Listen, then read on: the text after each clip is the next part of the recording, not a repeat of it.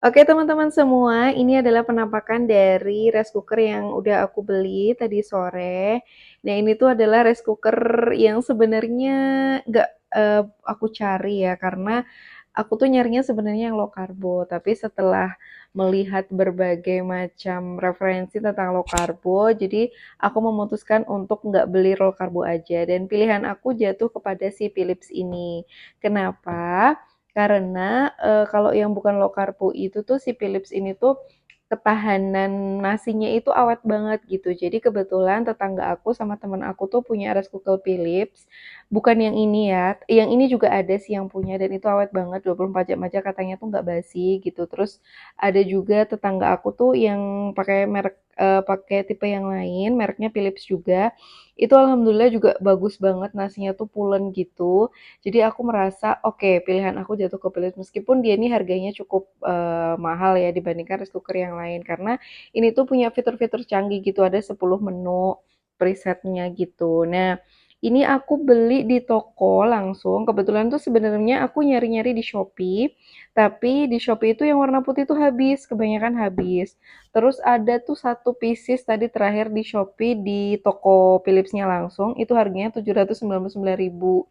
Nah, terus, belum lagi ongkirnya tuh sekitar 40.000 sampai ke rumah aku. Jadi aku mikirnya kayak, coba deh aku mau cari di toko, siapa tahu aku, beruntung gitu dapat, unit yang nggak perlu nunggu pengiriman dan bisa langsung aku bawa pulang malam ini, gitu. Ini aku sambil, cerita, sambil unboxing ya teman-teman. Jadi ini tuh tadi aku beli di toko di dekat stasiun Bekasi gitu, harga aslinya itu dia nawarin awalnya 850.000, cuman aku tawar-tawar akhirnya kita deal di harga 780.000. Nah, perlu teman-teman tahu, jadi sebenarnya sih yang model kayak gini tuh si Philips ada banyak variannya ya. Ada yang warna merah, ada yang warna hijau, ada yang warna silver, hitam dan lain sebagainya. Dan harganya pun beda-beda. Kenapa? Karena mereka tuh fiturnya tuh masing-masing beda-beda gitu. Nah, kalau yang aku punya ini tuh fitur tengah-tengah gitulah. Dia punya 10 preset menu, itu harganya 780.000. Cuman tadi tuh ada juga yang warna merah, itu tuh cuman 4 preset menu, dia lebih murah, cuman 700.000 kalau nggak salah. Nah, kalau di online shop malah cuma 600-an gitu.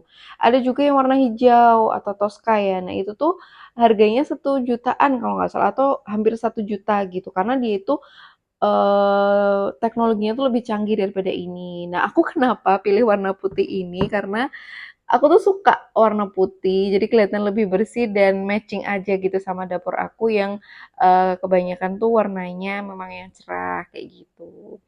Oke, ini aku bakal unboxing. Bismillahirrahmanirrahim.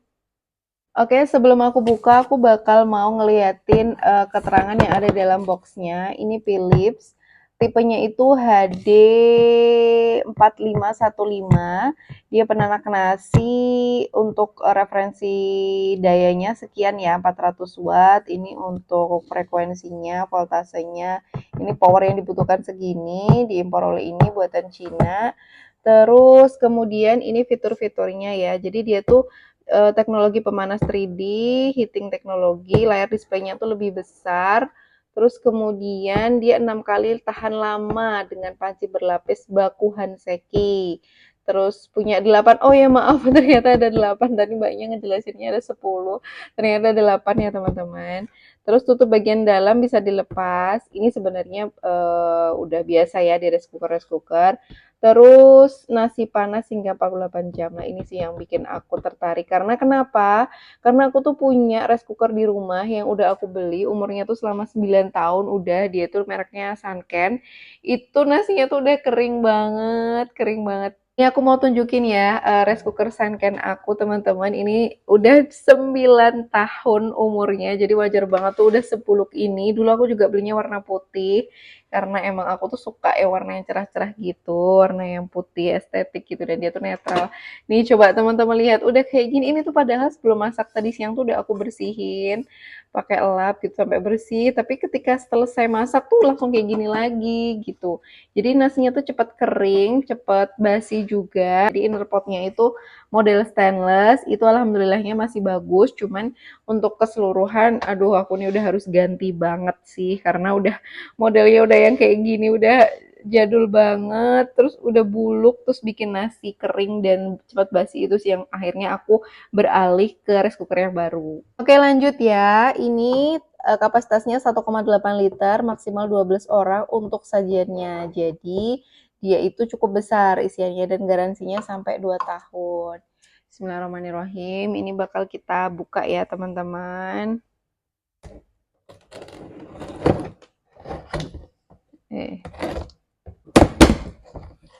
Ini bakal kita buka. Insya Allah, ini dalamannya seperti ini ya, teman-teman. Ini ada pelindungnya. Terus, coba. Ini kayaknya harus aku angkat dulu ya. Ini adalah penampakan unit setelah aku angkat. Dan kebetulan ini dalamannya seperti ini ya. Jadi aman banget sih ini. Packingannya. Terus ini kabel colokannya ada di sini. Sebentar. Ini kabel colokannya seperti ini ya, teman-teman. Oke, kita buka semuanya. Masya Allah, cakep banget, cakep banget, cakep. Aku suka sih, cuman apa ya yang aku kurang suka itu ininya sih, modelnya tuh terlalu gendut gitu loh. Kalau yang Sunken tadi itu kan slim. Nah, ini tuh terlalu gendut sebenarnya, panjang aku kurang suka, tapi ya udah karena warna putih, terus fitur-fiturnya juga banyak. Jadi nggak apa-apa. Bismillahirrahmanirrahim. Ini kita pencet aja. Tada! Dalamannya seperti ini ya. Kita dapat gelas takar, bentuknya kotak. Biasanya tuh kalau gelas takar bentuknya bulat, ini bentuknya kotak. Seperti ini. Terus dapat centong. Centongnya bentuknya kayak gini. Aku tanya sama mbaknya kenapa centongnya bentuknya kayak gini. Karena ini tuh presetnya bisa buat sup, ya bisa buat mie goreng segala macam. Jadi memang bentukannya kayak gini biar bisa buat ngambil kuah kayak gitu. Terus ini untuk kukusannya, bawahnya tuh ada apa sih kayak karet gitu, jadi nggak bakal ngelukain si apa ini namanya si inner potnya ya. Terus kukusannya tuh bentuknya kayak gini. Kalau yang dulu tuh kan kukusannya tuh bentuknya ada pinggirannya gitu kan, biar nggak jatuh-jatuh gitu. Nah ini tuh sekarang nggak ada ya bentukannya kayak gini. Kemarin aku juga punya rice cooker Toshiba itu bentukannya kayak gini juga persis. Oke lanjut, terus ini ada kartu garansinya selama 2 tahun ya teman-teman. Terus ada juga apa ini? Oh, buku panduan. Nanti kita bakal baca-baca di sini. Terus ini inner potnya. Oke, kita buka. Cukup ringan sih. Cukup ringan inner potnya. Kenapa aku bilang ringan? Karena aku sebelumnya tuh punya yang Toshiba itu berat banget sekiloan kali ya, ada lebih malahan. Itu berat banget setebal itu. Tapi kalau ini cukup tipis ya menurut aku. Dan ini tuh cantik warnanya. Insya Allah tuh cantik. Dan ini karena udah teknologinya tuh kayaknya anti lengket gitu deh. Soalnya aku lihat punya temenku tuh sama sekali nggak lengket masak pakai nasi ini. Oke, terus ini dalamannya, wah masya Allah karena masih baru ya, masih bagus banget, masih kencling. Ini harus rajin-rajin dibersihkan. Oke, terus ini juga katanya yang bisa dilepas ya teman-teman. Jadi kalau udah kotor ini tuh gampang dibersihkan, ini bisa dilepas kayak gitu. Terus ini untuk menu-menunya, ini ada menghangatkan, waktu memasak, jam, nasi putih, nasi merah, terus ini ada atur waktu, start, menu bisa untuk masak cepat, slow cook, kukus, sup, bubur, kue. Oke, kapan-kapan kita akan coba ke semua menu ini dan bagaimana kita lihat hasilnya. Oke. Oh iya, terkait bau, jadi tuh aku pernah ngebaca salah satu komen tentang rice cooker ini katanya kalau pas pertama kali masak itu kayak ada bau-bau barunya gitu loh. Tapi nggak tahu ya. Ini sih selama aku review tadi nggak ada bau sama sekali baru yang gimana. Nah, nanti mudah-mudahan pas kita masak nasi ini nggak akan bau. Oke, aku bakal masak nasi. Aku bakal masak nasi, teman-teman temenin aku ya. Akhir dari rice cooker ini tuh aku sukanya ada ini. Ada tempat untuk si centong.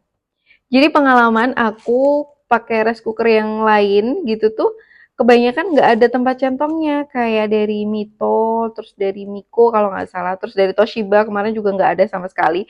Jadi tuh ketika kayak gini tuh kita bingung, emang sih ada bolongannya gini, cuman kan kita harus bikin lagi bolongannya gitu kan. Nah kalau si Philips ini alhamdulillah dia ada tempatnya, jadi tik gitu. Oke, jadi cantik deh. Nggak sabar jadi pengen masak. Oke teman-teman, ini jadi penampakan dari dua rice cooker yang aku punya. Ini Sanken yang udah 9 tahun, ini Philips yang baru. Kalau dari sisi ukuran ya, aku pengen bandingin dari sisi ukuran tuh jelas besaran yang si Philips ya. Baik dari sisi lebar maupun panjang itu jauh ya. Cuman kapasitasnya padahal sama. Ini kayaknya yang bikin besar tuh ininya sisi tampilan digitalnya ini yang di atas ini. Gitu. Oke, semoga membantu ya. Ini adalah versi lama lah. Ada juga Philips yang kayak gini, tapi versi lama ukurannya juga segini persis. Ini versi yang barunya kayak gini, teman-teman. Semoga bermanfaat ya. Iya, aku mau kasih tahu kalau si Philips ini tuh dia nggak ada cantolannya gitu, nggak ada pegangannya yang buat ngangkat. Jadi kalau ada merek lain kayak si Mito sama Toshiba itu tuh bisa buat ngangkat karena dia tuh kayak ada apanya sih, kayak ada semacam pegangannya gitu yang bisa buat kita bawa kemana-mana. Lah kalau si Philips ini tuh nggak ada. Jadi kalau mau mindah-mindahin ya harus diangkat pakai dua tangan gitu. Tapi menurut aku ini bukan sesuatu hal yang perlu dipusingkan ya. Maksudnya itu tuh minor banget sih. Jadi nggak ada masalah. Toh juga biasanya rice cooker itu kita punya di rumah ya udah tempatnya di situ-situ aja kan. Paling dipindahin ketika mau ada acara atau ada makan bareng gitu yang harus diturunkan atau dipindahkan si rice cookernya. Tapi untuk pemakaian sehari-hari dailynya sih dia bakal stay di situ terus. Jadi menurut aku itu bukan kekurangan yang cukup berarti ya teman-teman. Oke, bismillahirrahmanirrahim. Ini kita taruh di sini. Oh ya untuk beratnya ini tadi juga waktu aku angkat tuh lumayan enteng, gak yang seberat itu. Aku tuh kemarin ngangkat punya Toshiba, itu tuh berat banget. Baik dari sisi inner potnya maupun dari sisi luarannya tuh berat, nggak tahu kenapa seberat itu. Oke. Selamat pagi teman-teman. Jadi aku udah selesai masak nasi. Ini tuh baru banget mateng. Tadi pas matang tuh bunyi bip bip bip bip gitu sebanyak 4 kali. Dan ini aku mau ngeliat hasil dari masak nasi pakai rice cooker ini. Bismillahirrahmanirrahim. Wah, masya Allah.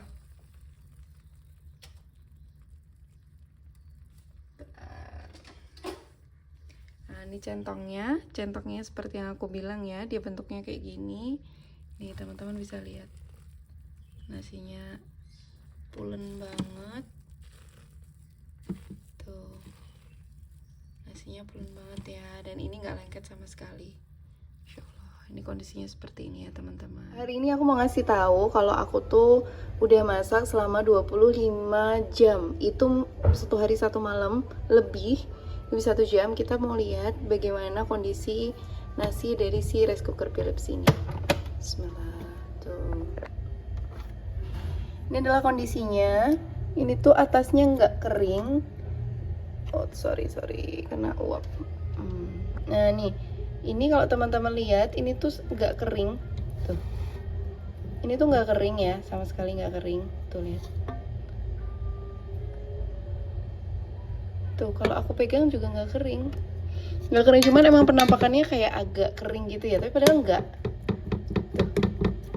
Tuh ya, nanti kalau kering tuh kan biasanya bunyi ya, ini tuh enggak. Tuh, dan ini masih anti lengket banget, sama sekali nggak nempel di kanan atau kirinya. Tuh masih bagus, Masya Allah masih bagus banget menurut aku ya. Untuk kualitas nasi yang sudah ada di rice cooker selama 25 jam ini menurut aku masih bagus banget. Ini teman-teman kalau aku ambil tuh nasinya itu sama sekali nggak kering, terus dia tuh nggak bau ya, menurut aku ini nggak bau sama sekali, kayak nasi biasa aja gitu. Ini padahal usianya udah 25 jam, Masya Allah bagus banget ya. Oke teman-teman, terima kasih banyak udah nonton video aku sampai akhir. Mudah-mudahan apa yang aku sampaikan itu bermanfaat. Dan untuk kalian yang pengen tanya-tanya lebih lanjut terkait dengan rice cooker ini, bisa langsung chat di kolom komentar ya. Thank you, bye.